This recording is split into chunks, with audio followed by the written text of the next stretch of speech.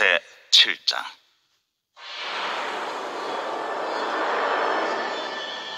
내 하나님 여호와께서 너를 인도하사 네가 가서 차지할 땅으로 들이시고 내 앞에서 여러 민족 헷 족속과 기르가스 족속과 아모리 족속과 가나안 족속과 브리스 족속과 히위 족속과 여부스 족속 곧 너보다 많고 힘이 센 7족속을 쫓아내실 때에 내 하나님 여호와께서 그들을 내게 넘겨 내게 치게 하시리니 그때 너는 그들을 진멸할 것이라.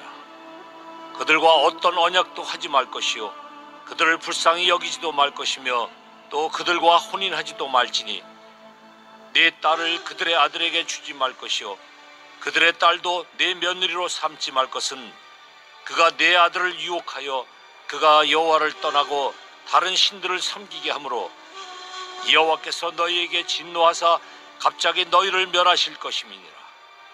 오직 너희가 그들에게 행할 것은 이러하니 그들의 제단을 헐며 주상을 깨뜨리며 아세라 목상을 찍으며 조각한 우상들을 불사를 것이니라. 하나님은 이스라엘 백성들에게 젖과 꿀이 흐르는 가나안 땅을 허락해 주셨고 그 땅이 더욱 가치 있는 곳이 되도록 성읍과 집들과 우물과 포도원과 감람나무도 함께 주셨습니다. 모든 것이 풍요로웠습니다. 그러나 그 풍요로움이 그들과 후손 대대로 복이 되어야지 풍요로움이 올무가 되어서는 안 되었습니다. 그래서 하나님은 무엇보다 이스라엘 백성들에게 두 가지를 강조하셨는데 첫째가 하나님을 사랑하고 우상을 섬기지 말라라는 것이고 두 번째는 자녀들에게 계명을 가르쳐서 자손 대대로 신앙이 전수되도록 해라. 그 말씀을 하셨죠. 이것이 어제 본문의 내용입니다. 오늘 본문에서는 그렇게 우상을 섬기지 않고 자손들에게 신앙이 전수되기 위해서 꼭 필요한 두 가지를 또 덧붙여 말씀하십니다. 오늘 본문 2절 후반부에 보시면 그들과 어떠한 언약도 맺지 말라라는 것입니다. 그리고 3절에 보시면 그들과 혼인하지 말라라고 말씀하십니다. 가나안 족속과 언약을 맺지 말고 혼인을 맺지 말라 이 두 가지를 말씀하시죠.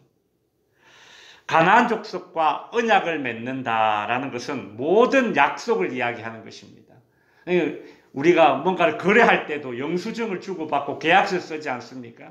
이것도 약속이지요. 계약서를 주고받는 것도 약속입니다. 여기서 언약은 그런 모든 1절의 어떤 그런 교류를 이야기하는 것이고 혼인을 맺는 것은 교류 중에서 끝장이죠. 그죠? 끝판왕이 혼인하는 것 아닙니까? 그죠? 그래서 하나님께서 이 두 가지를 금지하셨습니다. 언약을 맺는 것과 혼인을 맺는 것은 내가 그들과 섞이겠다, 하나가 되겠다, 이제 그 뜻입니다. 이스라엘 백성들은 가나안 족속과 언약을 맺고 서로 혼인하면서 이것이 우상 숭배로 이어질 것이다 이렇게 생각을 하지 못했다거나 혹은 우리가 이렇게 서로 가까이 하고 지내고 섞여 살아도 자신들은 우상을 섬기지 않을 수 있다라는 그런 자만심에 빠졌을 수도 있습니다. 여러분 우리나라에 참 많은 이단들이 있지 않습니까? 그죠? 200만 명이 우리나라에 200만 명이 이 이단에 빠져 있다고 합니다. 대략적인 수치가 그래요. 우리 의성군 전체 인구가 5만 명인데 200만 명이라면 얼마나 많습니까? 그죠? 근데 이렇게 이단에 쉽게 빠지는 사람들의 특징 중에 한 가지가 이단에 대한 경각심이 약하다는 것입니다. 경계하고 이렇게 조심해야지 이런 생각을 가져야 되는데 그런 생각을 가지지 않는 사람들이 이단에 쉽게 빠진다는 것입니다. 나는 모태신앙인데 내가 얼마나 성경을 많이 읽었는데 야 그래도 내가 수십 년간 설교를 들었는 게 있는데 이런 생각을 가지고 이단에 대한 경계심을 가지지 않는 사람들이 오히려 이단에 쉽게 넘어간다. 이제 그런 얘기죠.